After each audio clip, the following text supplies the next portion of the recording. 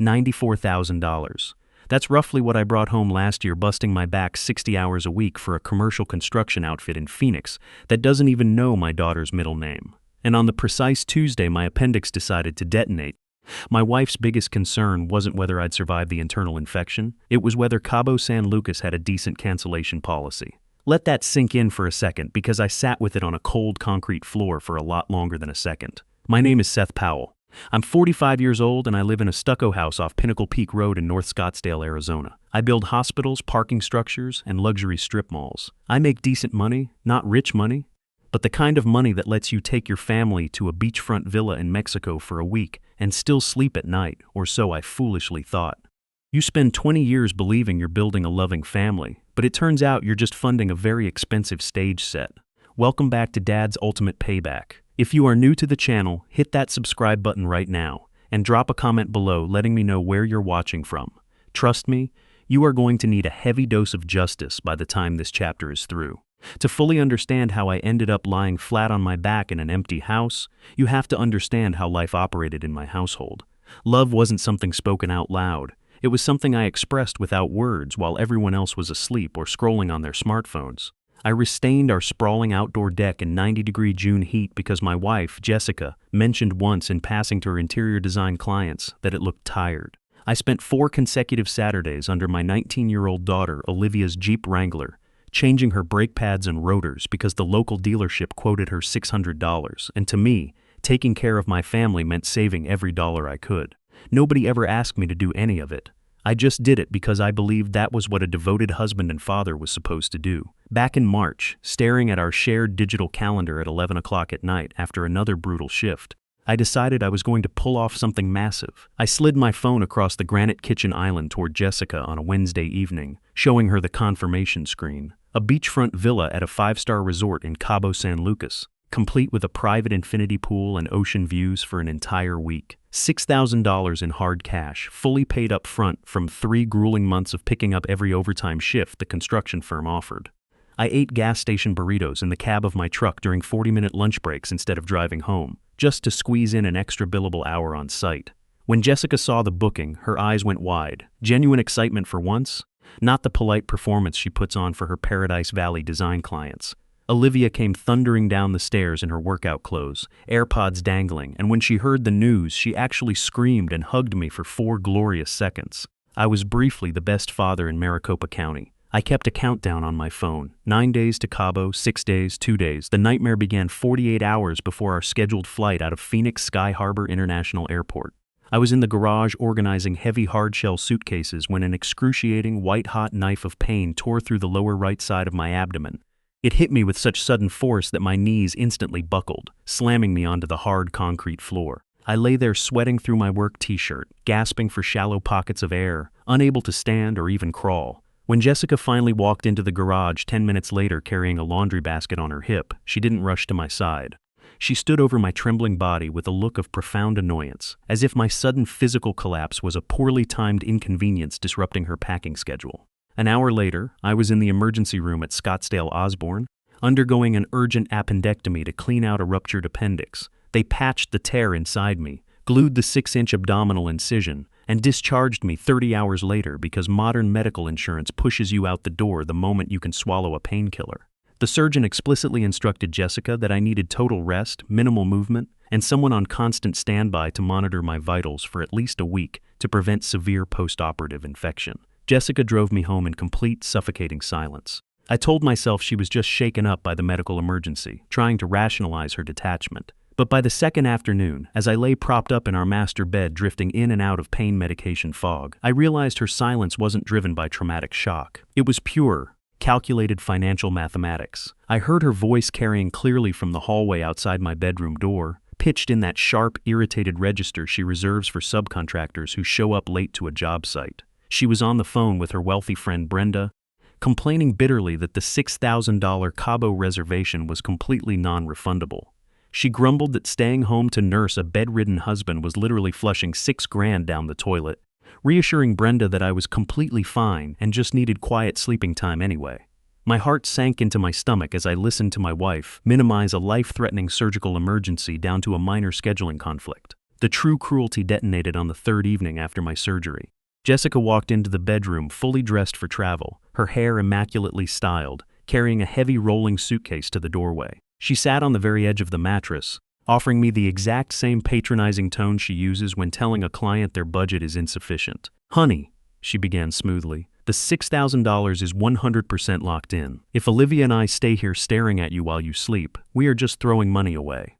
Plus, the surgeon said you need total peace and quiet to recover, so honestly, we would just be in your way." I looked at her in disbelief, struggling to sit up as sharp pain flared across my stitched abdomen. "You're leaving?" I rasped, my voice barely a whisper. "Jess, I can't even stand up without tearing my incision. I can't drive to get food." Without skipping a beat, Jessica pulled out her ultimate weapon, turning my daughter into her moral shield. "Olivia already has her bags packed, Seth. She's been posting about Cabo for 3 months. You wouldn't want to ruin your own daughter's summer and make her miserable, would you?" Before I could even formulate a response, Jessica pulled out her smartphone right at the foot of my bed and dialed Brenda on speaker. "Hey Brenda, so Seth obviously can't make the trip due to his bad timing, but don't let it go to waste. You and Susan should fly down with us and take the master suite instead. Seriously, it's totally covered." To add insult to injury, Jessica tossed an overdue electricity penalty notice onto my nightstand alongside a single bottle of water and a sleeve of stale saltine crackers. She sneered that my unexpected hospitalization was going to mess up her personal credit card rewards cycle, maliciously adding that I could just order DoorDash on my own phone if I got hungry over the next 7 days. "Love you feel better," she called out casually as she grabbed her suitcase. Moments later, the heavy mechanical hum of the garage door went up, then down, leaving me alone in an abandoned stillness that echoed through the empty house. I lay on that bed for hours after the garage door slammed shut, drifting in and out of a haze fueled by prescription painkillers and severe dehydration. Time loses its shape when you are pinned to a mattress in an empty house, listening to the subtle creaks of the drywall and the hum of the central air conditioning. My throat burned. The sleeve of saltine crackers sat on the nightstand beside the empty water bottle, looking less like sustenance and more like an insult. I tried to roll onto my side to reach the lamp, but a blinding flash of pain across my glued incision pinned me right back down. I remember staring at the ceiling fan spinning slow, useless circles, wondering if this was how a man's life was supposed to measure out. 20 years of grueling shifts, ruined knees and restained decks, reduced to a single bottle of water and a locked front door. I must have passed out, because the next thing I registered was the soft sound of footsteps coming up the hardwood hallway. My heart spiked with a sudden jolt of adrenaline, fear that someone had broken in, mixed with a desperate hope that maybe Jessica had turned the car around at the airport. Then a shadow blocked the doorway, and a voice called out in a low register, "Uncle Seth? Hey, it's just me, man, don't freak out." It was Chris, my sister's 23-year-old son. He stood in the doorway wearing his grease-stained lined Cook hoodie, his car keys dangling from his fingers. Chris worked late nights at a Sonoran grill off Hayden Road, trying to save up enough money to buy a beat-up food truck. Jessica had spent years openly despising him, calling him a dropout couch surfer at family dinners, usually right to his face, followed by that fake, artificial laugh she used to mask her condescension. Yet here he was, looking at the empty water bottle, looking at the overdue power bill on my nightstand, and looking at the faint outline where Jessica's suitcase had rested in the carpet. "My mom told me you had surgery," Chris said, his tone tight. "She said Jessica and Olivia were flying out today. I figured somebody would be staying here to watch your vitals, but the whole house was pitch black. They went to Cabo." I rasped, my voice sounding like gravel grinding together. "Non-refundable." Chris stood motionless for a long moment. He walked over to the dresser, set his keys down with a clink, and rolled up his hoodie sleeves. "Okay, when was the last time you had real food or water?" "I don't know," I admitted. "Right," Chris said, his face hardening into an expression far older than 23. "Nobody should leave a dog alone after surgery, let alone a human being. Give me 20 minutes. I'm making broth, and then I'm helping you sit up." He vanished down the hall, and within minutes, the sterile environment of the house was replaced by the low hum of gas burners, the clinking of pots, and the rhythmic sound of a knife on a cutting board. For the first time in 3 days, I didn't feel completely abandoned. Over the next 48 hours, Chris practically moved into my spare bedroom. He changed my ice packs, brought me hot soup, and helped me walk short, painful laps around the living room so my lungs wouldn't collapse. But while Chris was holding things down at home, the storm outside was gathering speed. By the third afternoon, my phone buzzed on the nightstand. It was a notification from TikTok. Chris had insisted I download the app weeks ago so I could keep tabs on Olivia instead of constantly asking her what she was up to. I unlocked the screen, expecting maybe a short clip of the ocean or a sunset over the resort pool. What I saw instead felt like a physical blow straight to my surgical wound. There was my 19-year-old daughter Olivia, standing on the balcony of the beachfront master villa in a designer bikini, holding a margarita glass while doing a trendy lip-sync dance with Brenda's daughter. Across the screen, written in bold neon text, was the caption: "When your dad texts you a whole novel about his deck while you're trying to enjoy Cabo lol dramatic dad exaggerating vacation vibes."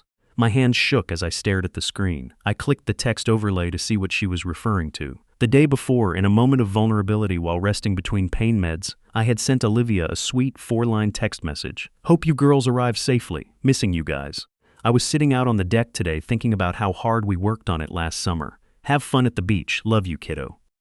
She had taken that gentle, loving text from her bedridden father, screenshotted it, and turned it into public mock entertainment. The video already had over 100,000 views. But the ultimate betrayal wasn't just the public humiliation. It was the tags beneath the video. To gain maximum clout and engagement, Olivia had explicitly tagged the official corporate TikTok and LinkedIn accounts of the commercial construction firm where I worked as a senior project manager. She had added a pinned comment at the top: "He literally had a routine minor procedure and acts like he's dying, so we'll stay home." Men are so dramatic. I lay there watching the view counter tick upward, reading comments from complete strangers laughing at my expense, calling me needy and manipulative, all while my own employer's brand tag sat pinned right beside her mockery. My daughter hadn't just used my physical suffering for social media views. She had dragged my professional reputation into the dirt to justify her luxury vacation. Later that evening, while Chris was in the kitchen preparing dinner, his phone rang on the counter. He didn't answer it, but his speaker activated automatically on a second attempt, broadcasting his mother's frantic voice clearly into the living room. "Chris, are you still at your uncle's house?" my sister demanded. "Do you have any idea what you just did? The regional hiring manager for the Sonoran Restaurant Group called me 10 minutes ago. They passed on your application because you didn't show up for your final chef interview today. That was a head chef position with full health insurance and benefits, Chris. You threw away your career for a man whose own wife left him." I froze on the sofa, a cold wave of guilt washing over me. Chris walked into the kitchen, picked up the phone, and kept his voice perfectly level. He was lying in his own sweat on the floor with an open wound, Ma. He couldn't even reach a glass of water. What was I supposed to do? Leave him to rot so I could cook steaks? "His wife has a responsibility, not you," his mother yelled. "Well, his wife is in Mexico, Ma, and I'm here," Chris said softly. "I'm not letting Uncle Seth suffer alone. The job is gone. It's done. Drop it." He hung up the phone and stood there staring at the kitchen tile. I sat up on the couch, the pain in my side completely forgotten compared to the crushing weight in my chest. "Chris, you missed a head chef interview for me?" Chris turned around, rubbing the back of his neck, looking uncomfortable. "Don't worry about it, Uncle Seth. It's just a job." "It was a health insurance job, Chris," I said, my voice cracking. "It was your dream." He looked me straight in the eye, his jaw set. "You spent 4 Saturdays under my cousin's Jeep, changing her brakes for free while she talked down to you. You paid for their lives while they treated you like dirt. You're the only person in this family who ever treated me like I mattered. I wasn't going to let you die in an empty house." I looked down at my hands, calloused, rough hands that had spent 20 years building structures for people who mocked my pain on the internet. And then I looked at my nephew, a kid who had sacrificed his own future just to bring me broth. Something unbreakable snapped inside me right then and there. The grief, the self-pity, and the desire to fix my marriage evaporated into thin air. Jessica and Olivia wanted a story. They were going to get one. But it wasn't going to end on a TikTok video. The realization that my nephew had thrown away his dream job to keep me alive didn't just touch my heart. It stripped away the last remaining embers of my naive compliance. For 20 years, I had believed that if I worked hard enough, bled enough, and absorbed enough disrespect without complaining, my devotion would eventually earn me a place of dignity in my own home. But sitting on that living room couch, watching Chris clean up the soup bowl, I knew the man who let himself be trampled on was dead. I was no longer a husband or a father trying to salvage a broken household. I was a man preparing to execute a methodical audit of a life built on lies. The reckoning truly began the following morning at 11 o'clock when the mail truck pulled up to the curb. Chris walked out to the metal mailbox at the end of the driveway and returned holding a stack of glossy retail flyers, a package for Olivia that she wasn't home to receive, and a thick yellow envelope stamped with bold red lettering. Certificate Mile. Noter of Def. Under normal circumstances, Jessica handled all the household mail with an almost obsessive vigilance. She was always fast, snatching envelopes off the kitchen island before I even took off my work boots after a 12-hour shift. I had spent years assuming she was just being organized, managing our household expenses like a dutiful partner. Standing there in my living room, gripping the edge of the granite counter to support my surgical wound, I realized her efficiency wasn't about organization, it was about concealment. "Do you want me to open it, Uncle Seth?" Chris asked, holding the yellow envelope up to the light. "Tear it open," I said. My voice deadpan and flat. "Read every single word." Chris broke the paper seal, unfolded the formal legal letter inside, and I watched his eyes widen as he scanned the first paragraph. "Uncle Seth, this is from First Horizon Mortgage Corporation," he said, his jaw tightening. "It says notice of intent to foreclose. It says our primary residential mortgage is 90 days past due. It says if full payment of $12,400 isn't received within 30 days, they are initiating public auction proceedings on the house." An unbroken quiet fell over the kitchen. The central air unit hummed in the background, making the stillness feel even more profound. "That's impossible," I said, taking a raspy breath as the pain in my side flared. "The primary mortgage is on autopay. It gets pulled directly from our joint bank account on the first of every single month. I set that system up 5 years ago. Well, according to this official notice, the autopay failed 3 months ago due to insufficient funds, and the primary contact email isn't yours," Chris said, handing the letter to me. "Help me get to my laptop in the office," I commanded, my voice growing steadier by the second. Getting into the home office felt like navigating an obstacle course, every step pulling at my glued abdominal incision, but the physical pain was completely overshadowed by the adrenaline surging through my veins. I sat down in my leather desk chair, pulled up the bank's online portal, and attempted to log into our joint checking account. Password incorrect. I tried resetting the credentials using my primary email address, user ID not found. I attempted to access our mortgage servicer, our property insurance portal, and our secondary credit line accounts. Every single access point had been altered, locked, and rerouted away from my oversight. "They've all been changed," I said, staring at the glowing red security error screens. "Can you reset them using your social security number?"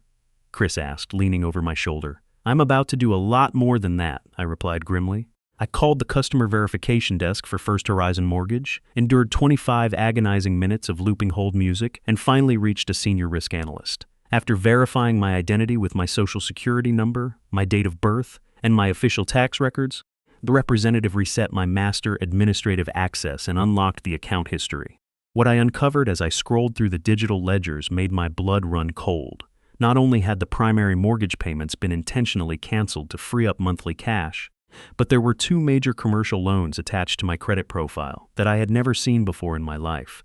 I downloaded the digital loan agreements. They were 2 unsecured personal and business lines totaling precisely $40,000, executed through a third-party digital signature application. I stared at the screen in utter disbelief. There, at the bottom of the legal contracts, was my official signature, executed in a shaky digital font. I clicked on the electronic audit trail embedded within the PDF documents to view the digital certificates, IP addresses, and exact timestamps. The $40,000 loan had been finalized and approved on Tuesday afternoon at precisely 3:14 p.m., the exact hour I was lying unconscious on an operating table under general anesthesia at Scottsdale Osborne Hospital, while a surgeon opened my abdomen to remove a ruptured appendix. The digital audit trail showed the IP address originating directly from our home Wi-Fi network. While I was fighting an internal infection on a hospital bed, Jessica was sitting at our kitchen island, using her laptop to forge my digital signature on $40,000 of high-interest debt to fund her lifestyle.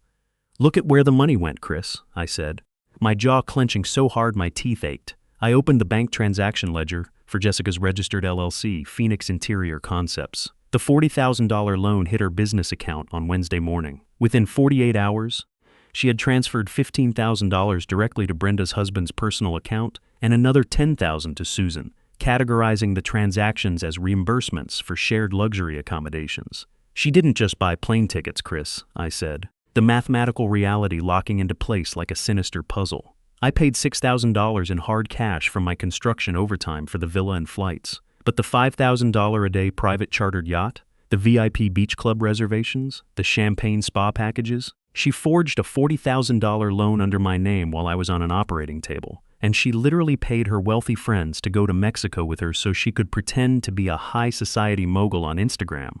"Uncle Seth, look at this other account," Chris whispered, pointing his finger at a secondary savings tab. My heart shattered all over again as I opened the account I had personally established for my daughter when she turned 18.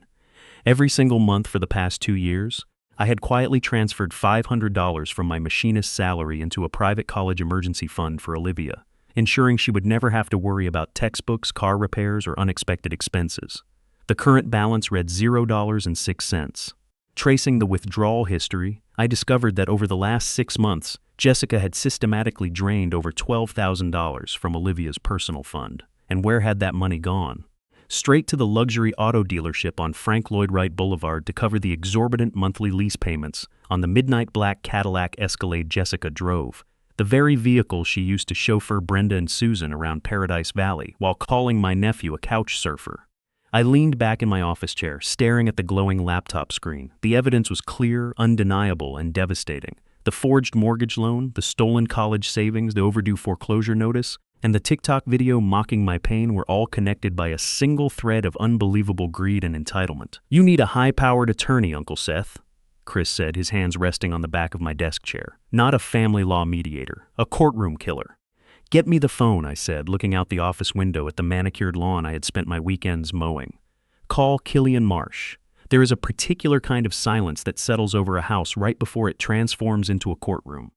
I didn't know that until the evening I sat at my kitchen island in North Scottsdale, looking out at the twilight casting long shadows over the manicured yard I had spent 20 years maintaining, and listened to my wife's entire fake life disintegrate 3,000 miles away in real time. Chris had gone out to grab us dinner from a street taco spot off Pima Road, carne asada and horchata, because by that point in the week, we had both agreed that the broth season was officially over.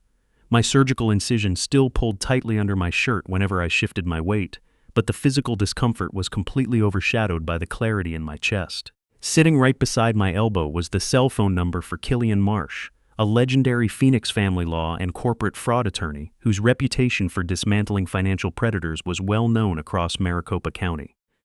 I had spent 45 minutes on the phone with Killian earlier that afternoon, walking him through the digital loan contracts, the forged electronic signatures, the 90-day foreclosure warning, and the zeroed-out college account. Killian's voice had been cool, measured, and entirely unshakable, the voice of a professional who had seen every form of human greed and wasn't surprised by any of it.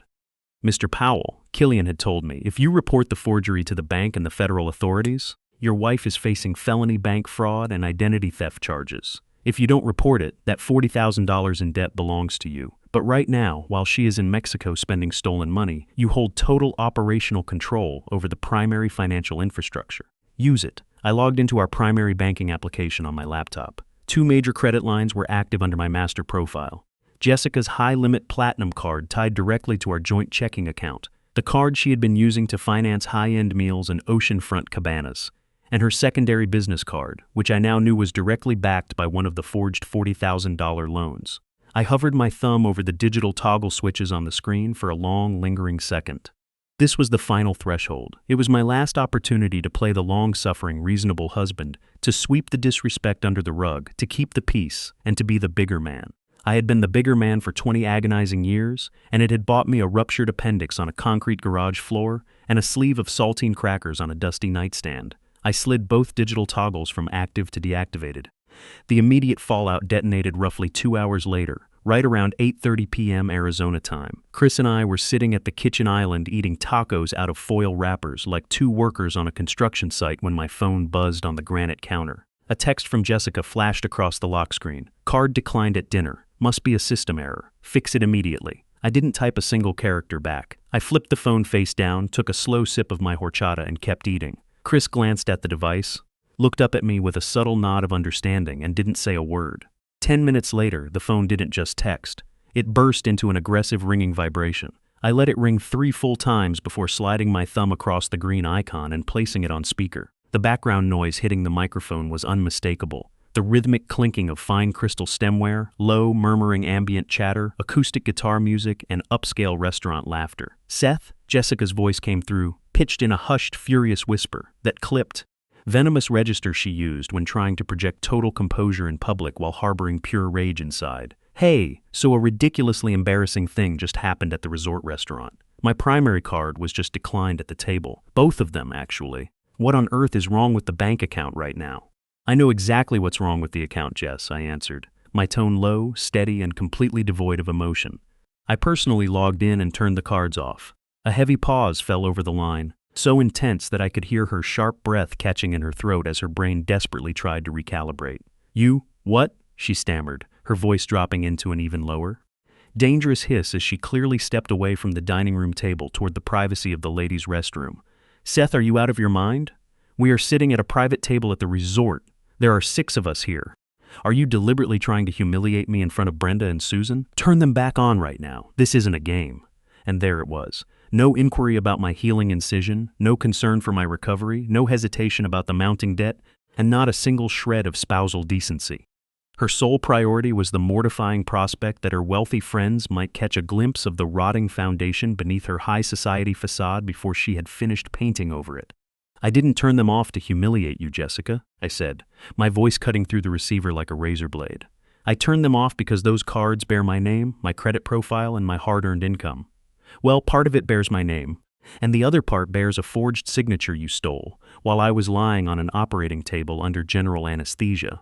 Since you told me at my bedside that you didn't want the vacation money to go to waste, I'm sure your wealthy friends Brenda and Susan can easily cover the dinner tab. Don't rush home on my account. I tapped the red end call button before she could utter another word, tossing the device onto the counter. Chris looked across the island, his eyebrows raised high as he chewed his taco very slowly. Damn, Uncle Seth, he muttered softly. Yeah, I replied quietly. Damn. However, Jessica's sense of entitlement ran far deeper than a canceled credit card. Driven by desperation and a refusal to lose face before Brenda and Susan, she executed a secondary maneuver right at the restaurant host stand. She informed the resort maitre that there was a temporary technical glitch with her credit card provider and demanded that the entire $900 dinner tab, along with a lavish tip, be billed directly to the master villa room account. She assumed that because the original villa reservation was backed by my primary corporate credit card guarantee from the initial booking in March, the resort system would automatically absorb the charges without question, allowing her to deal with me when she returned to Phoenix. She was dead wrong. What Jessica didn't realize was that Killian Marsh had already anticipated her next move. The moment I ended the call with Jessica, I dialed the direct administrative line for the general manager of the Cabo San Lucas Resort, requesting an urgent transfer to the chief of guest billing. I provided the manager with my full social security number, my passport verification, and my original booking reference. I explicitly informed the executive desk that I was currently residing in Arizona recovering from emergency surgery, that my signature had been fraudulently compromised, and that I was formally revoking all personal financial guarantees, room charge privileges, and incidental coverage associated with the master villa effective immediately. The resulting drama at the resort lobby reached a level of public humiliation that no Instagram filter could ever fix. When Jessica, Brenda, Susan, and their daughters walked into the marble lobby the following morning to board their private chartered excursion, they were politely intercepted at the front desk by the resort's head of security and the finance director.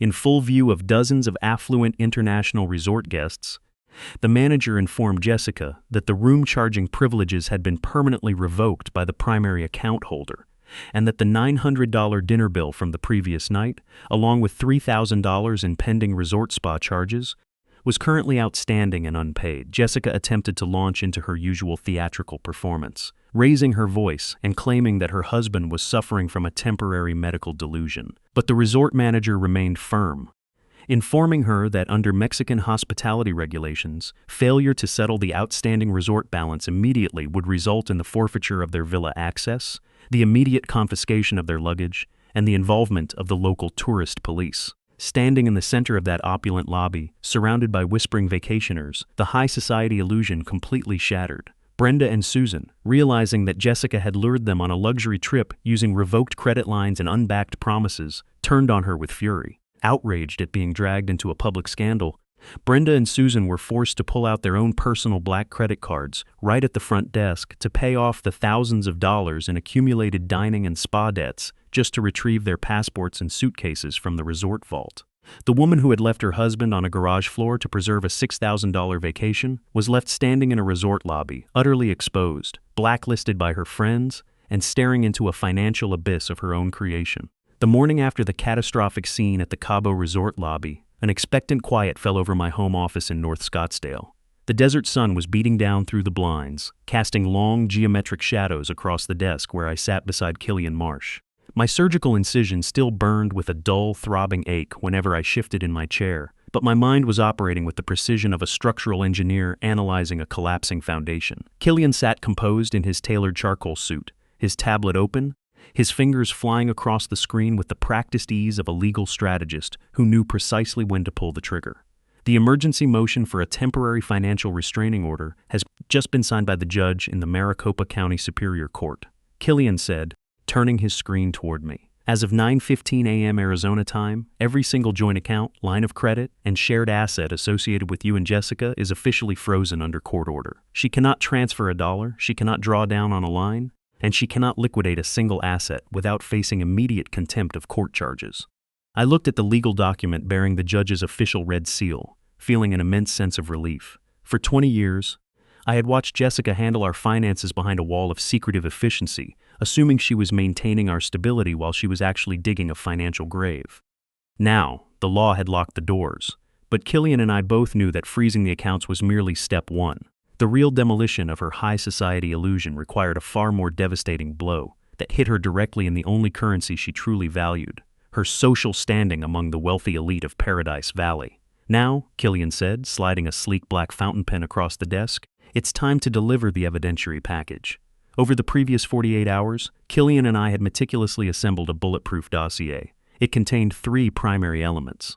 My official hospital discharge records from Scottsdale Osborne proving I was under general anesthesia during the exact hour the digital loans were executed.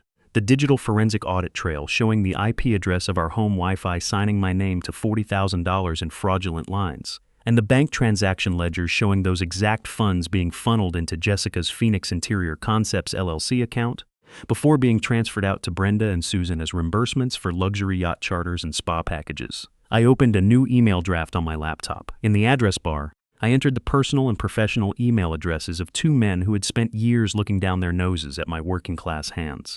Brenda's husband, Richard, a ruthless, high-powered corporate tax attorney at a top-tier firm in downtown, and Susan's husband, Marcus, a wealthy periodontist who owned a chain of high-end dental clinics across Paradise Valley. Subject line: urgent, material, financial, and legal. Notice regarding fraudulent fund dispersal. I didn't write an angry essay. I didn't insult their wives or engage in emotional mudslinging. I simply wrote 3 factual sentences. Gentlemen, attached, please find certified forensic banking records and hospital records establishing that the recent luxury accommodations in Cabo San Lucas were financed using funds derived from felony bank fraud and digital identity theft committed against my name while I was undergoing emergency surgery. As detailed in the attached transaction ledgers, funds obtained through these illegal loans were directly transferred to your households. Please review these documents with your respective legal counsel immediately. I clicked send at precisely 10:14 a.m. The detonation in Mexico was almost instantaneous. Richard, as a veteran tax attorney, understood the brutal legal reality within 30 seconds of opening those attachments. In the eyes of federal banking laws and state criminal statutes, taking tens of thousands of dollars derived from a fraudulent, forged institutional loan and using it to fund luxury personal vacations wasn't just a tacky domestic mess. It crossed directly into the territory of federal conspiracy and receiving stolen property. If my legal team filed a formal criminal complaint with the federal prosecutors, Richard's name, his wife's name, and his family's pristine reputation would be dragged into a high-profile felony investigation that would utterly destroy his legal partnership and Marcus's medical practice. Less than 20 minutes after the email landed in Phoenix, the fallout hit the master villa in Cabo. Richard called Brenda's cell phone in a state of absolute unbridled rage. He didn't just yell. He issued an ultimatum that left no room for negotiation. He informed her that if she stayed in Mexico another hour or spent another dime with Jessica, he would file for an immediate emergency separation, cut off her credit profiles, and retain a criminal defense firm to insulate himself from her actions. Marcus called Susan seconds later, delivering an equally terrifying warning. If she didn't detach herself from Jessica immediately, he would lock her out of their Paradise Valley estate and cut her off completely. The drama inside the villa reached a fever pitch of panic and hostility. Brenda and Susan, terrified of losing their opulent lifestyles and facing criminal exposure as accomplices to a felony fraud scheme, turned on Jessica with terrifying venom. They accused her of setting them up, of using them as props in her fraudulent schemes, and of bringing federal law enforcement down on their families. Brenda, backed by her husband's legal instructions, cornered Jessica in the villa's kitchen, threatening that if Jessica didn't pack her bags and get out of their sight immediately, Richard would personally file a criminal complaint against her for grand larceny and receiving stolen property on behalf of the victims. Shaking, hysterical, and completely ostracized by the very women whose approval she had spent 20 years trying to buy, Jessica was forcefully ejected from the social group. Brenda and Susan refused to share a ride, an Uber, or even an airport lounge with her. They booked separate first-class flights back to Phoenix, leaving Jessica standing alone on the scorching pavement outside the resort, clutching her designer luggage, completely broke, with every card in her purse declined, forced to use the last bit of emergency cash in her wallet to buy a standby ticket on an economy flight back to Sky Harbor Airport. Sitting at my kitchen island in North Scottsdale, listening to the hum of the air conditioner, while Chris prepared a fresh batch of salsa, I received a short text message from Killian. Richard's office just called mine. They are completely distancing themselves from Jessica and offering full cooperation. Her social circle hasn't just abandoned her, Seth. They are preparing to testify against her if this goes to trial. I set the phone down, took a deep breath, and felt the final piece of her artificial world crumble into ash. The morning air over North Scottsdale carried the crisp scent of creosote and baking asphalt as the sun climbed over the McDowell Mountains. Standing near the perimeter fence of the massive 12-acre commercial development site on Bell Road, a $40 million medical plaza project I was overseeing as senior project manager, I watched the dust clouds settle behind a flatbed transport truck. Rested securely on the trailer was a 24-foot custom aluminum vehicle, painted a clean, gleaming navy blue with bold, hand-painted cream lettering stretched across the side. Shaw's Comfort Kitchen. Beside me, my nephew Chris stood frozen, his hands shoved deep into the pockets of his worn work hoodie, his mouth slightly open as he stared at the vehicle in utter speechless shock. For 3 days, while the legal storm was gathering around my ex-wife in Mexico, I had been working behind the scenes with Killian Marsh to execute an operation that had nothing to do with revenge and everything to do with restoration. When Jessica and her attorneys assumed I was merely preparing for a bitter divorce battle, I was actually pulling my personal, liquid savings, funds built from decades of disciplined trades work, strictly held in an individual account that had never been touched by joint names or marital funds, and directing them toward a real investment. I bought the fully equipped, commercial-grade food truck outright from a retiring caterer in Glendale, paid off the title, covered the state licensing fees, and established a formal limited liability corporation under Chris's name, designating myself as the silent business manager. Uncle Seth? Chris finally managed to get out, his voice cracking slightly as his eyes tracked the truck being carefully ramped down onto the asphalt lot. You didn't have to do this. This cost tens of thousands of dollars, man. You don't owe me a whole business. I don't owe you anything, Chris, I said, leaning my weight against the wooden fence post, keeping my arm flat against my side to shield my healing surgical incision from strain. I'm doing this because when I was lying on a concrete floor in my own sweat, bleeding internally from a ruptured organ while the people I raised were posting dance videos in Mexico, you walked into that house, rolled up your sleeves, and saved my life. You sacrificed a head chef interview with full benefits because you refused to let an old man die alone.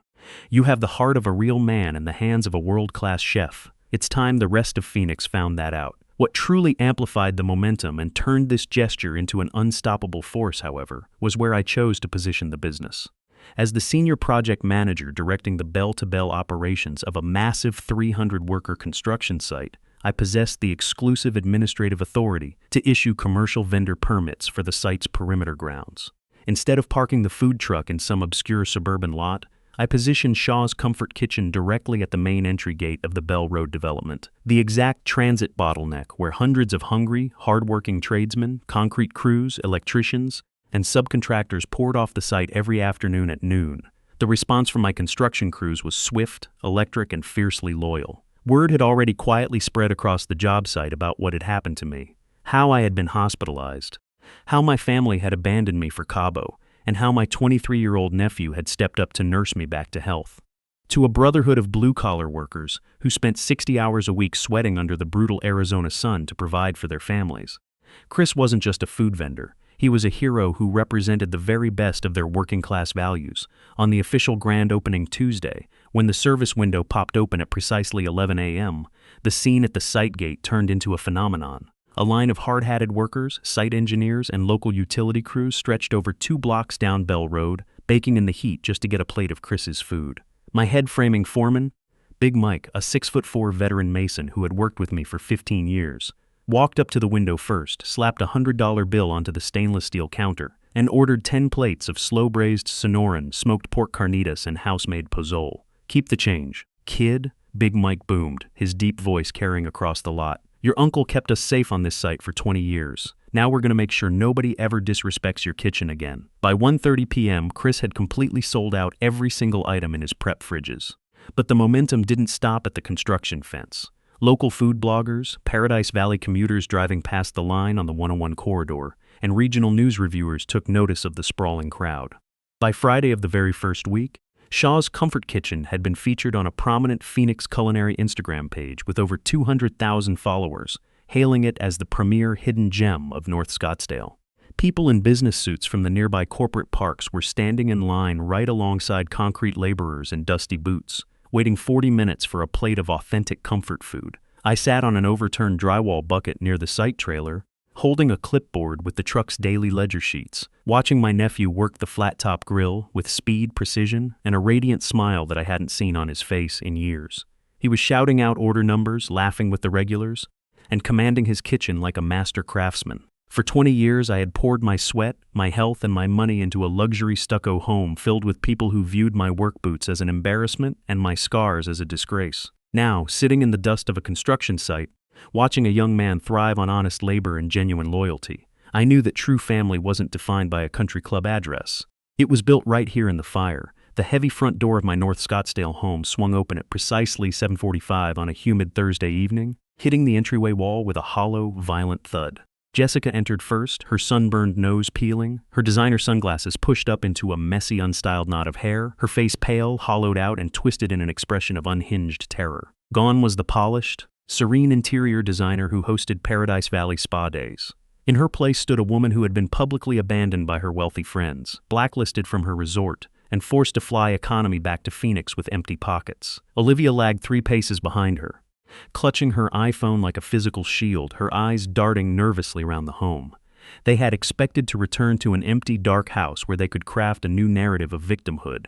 Instead, they walked straight into a meticulously prepared courtroom. I sat motionless at the head of the granite kitchen island, completely dressed in a clean work shirt, my posture erect, my surgical wound no longer forcing me to hunch over. Sitting directly to my right was Killian Marsh, holding a thick leather briefcase, his expression entirely unbothered, resembling a man who had executed this exact demolition 100 times. Beside the entryway stood my nephew Chris, calm and steady, quietly rolling his chef knives into a canvas wrap as he prepared to head out for an evening prep shift at the food truck. The atmosphere in the house was remarkably still, illuminated by the recessed LED lighting that reflected off the clean countertop. "Seth?" Jessica screamed, her voice cracking instantly into a shrill, hysterical pitch as she lunged toward the kitchen island. "What on earth did you do? Do you have any idea what happened to us at the airport?" Richard called Brenda, screaming from Phoenix. "Susan's husband locked her out of their bank accounts. They refuse to even sit near me on the plane, Seth. They're threatening to sue me. They think I'm some kind of criminal scammer." I didn't flinch. I didn't raise my voice. I simply took a slow sip of my coffee, set the mug down on a stone coaster, and met her bloodshot eyes with a firm gaze. "I didn't do anything to you, Jessica," I said, my tone as flat and heavy as a slab of poured concrete. "I simply provided your friends' husbands with absolute truth. I sent Richard and Marcus certified bank transaction ledgers from your business account. I showed them the exact digital trail where $40,000 in fraudulent forged loans hit your LLC, and how you transferred thousands to Brenda and Susan to bribe them into being your friends in Mexico. They aren't angry at me, Jessica.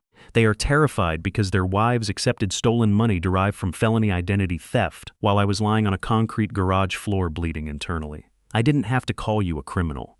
The federal digital audit trail did it for me."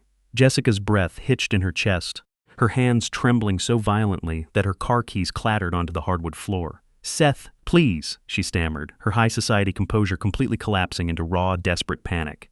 "You're exaggerating. It was a misunderstanding. I was going to pay it back when my design contract cleared." "Silence, Jessica," Killian Marsh commanded, his sharp, refined voice cutting through her panicked rambling like a scalpel. He pulled 2 thick document folders from his briefcase and slid them side by side across the granite island, right beneath her shaking fingers.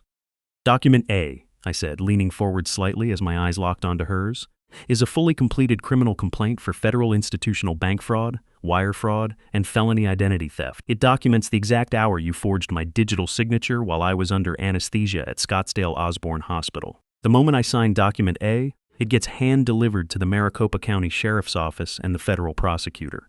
The police station is 8 minutes from this driveway, Jessica. You won't leave this house with a suitcase. You will leave it in handcuffs." Jessica gasped, her face draining of what little color remained under her sunburn. "Seth, you wouldn't." 20 years of marriage, document B, I continued, is a binding, uncontested divorce settlement and asset division agreement. Under these terms, you surrender 100% of your equity claim in this house. You waive all rights to spousal maintenance, alimony, or legal fee reimbursements. And most importantly, you legally assume 100% of the fraudulent $40,000 debt under your individual name, completely indemnifying me from your crimes. If you sign document B right now, I absorb the temporary credit rating damage, I settle the mortgage default with the bank myself, and you walk away from this marriage broke, homeless, and stripped of my name, but free from a federal prison sentence. You have 60 seconds to decide whether you want to spend the next 5 years in a women's correctional facility or in a one-bedroom apartment. Her fingers shook as she grabbed the black pen Killian offered. I watched 20 years of manufactured elegance, country club arrogance, and social climbing melt away into small, pitiable tears. Realizing that her legal, financial, and social walls had completely collapsed, Jessica leaned over the granite counter and signed her name across the bottom of document B. Seeing her mother sign away their lifestyle, 19-year-old Olivia suddenly stepped forward, her face twisting into a theatrical display of tears. She rushed to the edge of the island, attempting to deploy the ultimate emotional weapon. "Dad, how can you do this to us?" she sobbed, her voice trembling with practiced heartbreak. "Are you really destroying our entire family over a stupid vacation? I'm your little girl, Dad. Remember how you used to lift me up on your shoulders? How can you throw Mom out on the street and ruin my life like this?" I looked at my daughter, feeling no anger, no heartbreak, and not a single flicker of pity, only a profound, clear perspective. Without saying a word, I picked up the black remote control resting on the counter and clicked the power button. The massive 65-inch high-definition television mounted on the living room wall instantly flared to life. Across the bright screen, in full high-definition video and booming surround sound, Olivia's TikTok video began playing on a loop. There she was, standing on the oceanfront balcony in Cabo, holding her margarita, doing her trendy dance while the neon caption blared across the screen. "When your dad texts you a whole novel about his deck while you're trying to enjoy Cabo lol, dramatic dad exaggerating." The pinned comment tagging my construction firm's corporate account gleamed under the screen's backlight. The room fell into a heavy, brutal silence. Olivia's theatrical sobs instantly froze in her throat, her face turning ghost white as she stared at her own cruel creation playing on the screen before her mother and lawyer. "I remember who you used to be, Liv," I said, my voice deadpan and flat as I pointed at the screen. "When you were 7 years old, whenever I came home exhausted from a job site, you used to run to the door and give me a hug. But the girl standing in front of me today doesn't exist outside of social media views. You looked at a man who spent 20 years bleeding for your comfort, a man who nearly died on a garage floor, and you turned his agony into a joke for strangers on the internet. Dad, I'm sorry. I didn't mean." "Here is how your future works starting tonight, Olivia," I interrupted, every word dropping like an iron anvil. "Because I respect education, I will continue paying your base college tuition and required textbooks directly to the university bursar's office every semester. That is where my financial obligation to you permanently ends. The luxury apartment lease near campus I've been paying? Canceled at the end of this month. Your sorority dues? Canceled. The $500 monthly allowance? Canceled. Your car insurance and phone bill? Transferred to your name tonight." Olivia let out a strangled gasp, her eyes wide with terror. "Dad, I can't pay for an apartment and a car. I don't have a job." "Then you had better go find one," I replied, "because while you were posing on yachts in Mexico, your mother and stepfather were systematically running up $65,000 in high-interest credit card debt and personal lines that they opened using your name and credit profile over the last 18 months. That $65,000 debt is legally attached to your Social Security number, Olivia. Since you preferred their luxury lifestyle over your father's health, you can now spend your nights working shifts at a local coffee shop or diner to pay off the debt your mother left you with. Welcome to the real world." Olivia didn't scream. She didn't storm out. She simply stood there on the hardwood floor, completely broken, weeping genuine, terrified tears as she finally realized she hadn't just lost an allowance. She had permanently lost the father who would have protected her from the world. Killian gathered the signed legal contracts, slid them into his briefcase, and stood up. "Everything is legally executed. Mr. Powell," he said quietly, "you have your life back." I looked at Jessica and Olivia one last time as they stood amidst the ruins of their greed, picked up my truck keys, and walked out the front door into the clean Arizona night. The aftermath of a wildfire doesn't leave room for debate. It simply reveals what was built of solid stone and what was made of cheap paper. Within 30 days of that decisive evening in my living room, the court orders were fully processed, bringing my 20-year marriage to a swift, permanent legal conclusion. I put the sprawling 5-bedroom stucco house off Pinnacle Peak Road on the market, sold it for a strong price in the hot North Scottsdale real estate market, and used the equity to pay off the bank, clearing the default warning once and for all. I didn't feel a shred of nostalgia as the moving truck pulled out of the driveway for the last time. That house had never been a home. It was merely an expensive, hollow stage set where I had bled myself dry to fund other people's artificial vanity. The harsh light of reality hit my ex-wife and daughter with force. Stripped of my income, my credit profile, and her high society standing, Jessica was forced to move into a tiny, outdated 1-bedroom apartment off Bell Road, sharing a thin-walled unit near the highway traffic. With no independent career assets and her interior design business exposed as a debt-ridden front, she took the only employment she could secure, working minimum wage shifts on the retail floor of a department store in Kierland Commons. The woman who had once spent thousands of dollars of stolen money on private spa days and chartered yachts now spent 8 hours a day folding sweaters, running cash registers, and hanging designer dresses for wealthy Paradise Valley shoppers who had no idea she used to pretend to be one of them. Olivia's transition into the real world was equally jarring. With her tuition paid directly to the university bursar's office but every other allowance permanently revoked, the 19-year-old who had mocked her father's physical agony for TikTok views was forced to face the cold arithmetic of adult survival. To cover her car insurance, phone bill, and the mountain of personal credit card liabilities her mother had engineered under her name, Olivia had to take on late-night barhand and barista shifts at a crowded coffee shop near campus. She quickly learned the true cost of $1, spending her evenings wiping down sticky tables, serving rude customers, and studying for exams under fluorescent lights until 3 in the morning. There were no more bikini dance videos, no luxury spa tags, and no easy handouts. As for myself, I stepped into a life defined by freedom, dignity, and genuine purpose. I kept my simple, comfortable apartment, kept my reliable truck, and officially transitioned into my new role as the business operations director for Shaw's Comfort Kitchen. Every morning as the Arizona sun broke over the McDowell Mountains, I arrived at our dedicated commercial staging site off Bell Road, handling the books, managing vendor supply lines, and organizing permits using the exact same project management skills I had honed over 20 years in commercial construction. But this time, I wasn't sweating to fund someone else's shorts or high society illusions. I was building something that belonged to us. Under Chris's brilliant culinary talent and relentless work ethic, Shaw's Comfort Kitchen didn't just succeed. It blossomed into a local culinary sensation. The lines outside our navy blue food truck stretched down the block every single afternoon, filled with hard-working construction crews, local utility workers, business executives, and food enthusiasts who lined up for hours just to get a plate of Chris's signature Sonoran braised pork and fresh-made pozole. My nephew commanded that kitchen like a master craftsman, shouting out order numbers, laughing with regulars, and earning every dollar through honest, prideful labor. The ultimate moment of poetic justice arrived on a hot Friday afternoon in late October. The lunch rush had just wound down, and Chris and I were cleaning off the stainless steel prep counters near the back window. The side door of the truck opened slightly, and a woman stepped into the shade of the awning. I didn't recognize her at first. She wore a faded department store uniform, her hair pulled back into a quick messy clip, her eyes hollow, dark-circled, and exhausted from an 8-hour retail shift. It was Jessica. She stood near the order window, clutching her worn leather purse, looking around at the clean kitchen in utter stunned silence. She looked at the line of satisfied customers walking away with hot food, then looked up at Chris, her voice cracking with a desperate humility I had never heard in 20 years.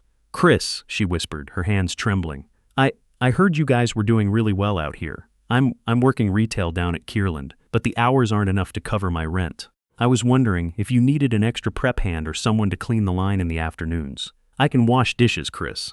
I just really need the extra income." Chris paused, holding a clean white towel in his hand. He looked at his aunt, the woman who had spent years calling him a drop-it couch surfer at family dinners, the woman who had left his uncle to rot on a garage floor after open surgery. There was no anger in Chris's eyes, no spite, and no dramatic outburst, just a calm maturity. He looked her dead in the eye and gave her a gentle, polite shake of his head. "I'm sorry, Jessica," Chris said quietly, his voice entirely even. "We run a very tight, efficient team here, and our schedule is completely full. We don't have a place for you." Jessica stood there on the hot asphalt, her mouth opened slightly, looking as if she had been slapped across the face by the quiet dignity of the very nephew she had once despised. She looked past Chris to where I sat at the administrative desk, searching my face for even a tiny flicker of pity or hesitation. I simply looked at her, folded my ledger folder shut, and went back to my work in complete stillness. Realizing that her manipulation had lost every ounce of power, Jessica slowly turned around and walked away, her heels clicking softly against the hot pavement as she disappeared into the desert heat, entirely broke, entirely forgotten, and entirely alone. Watching her figure fade down Bell Road, I leaned back in my chair and took a deep, peaceful breath. For 20 years, I thought I was building a home. It took a ruptured appendix, a sleeve of saltine crackers, and a certified foreclosure letter to teach me that I was merely building a prison. True family isn't defined by a luxury address, a country club membership, or a polished photograph on social media. It is forged in the fire of genuine loyalty, built through honest work, and proven when the storm hits hardest. I lost a house, but I gained my freedom, my self-respect, and a future I am truly proud to call my own. If this story reminded you that karma always collects what it's owed, that real strength doesn't need to shout, and that a father's sacrifice should never be taken for granted, hit that like button right now, subscribe to Dad's Ultimate Payback, and drop a comment below letting me know where you're watching from today. Stay strong, stand your ground, and I'll see you on the next one.